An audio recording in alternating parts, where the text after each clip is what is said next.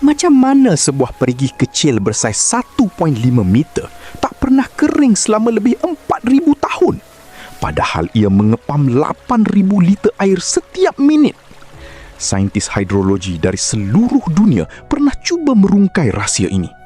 Hasil kajian mendapati komposisi mineral air Zam-Zam langsung tiada tandingan dengan mana-mana sumber air di bumi.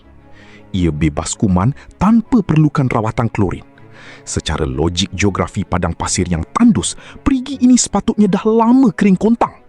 Tapi logik manusia terhenti pada mukjizat. Ribuan tahun lalu, hentakan tumit seorang bayi bernama Ismail telah memecahkan lapisan bumi kering ini atas perintah Allah demi merespon doa dan larian tawakal Siti Hajar.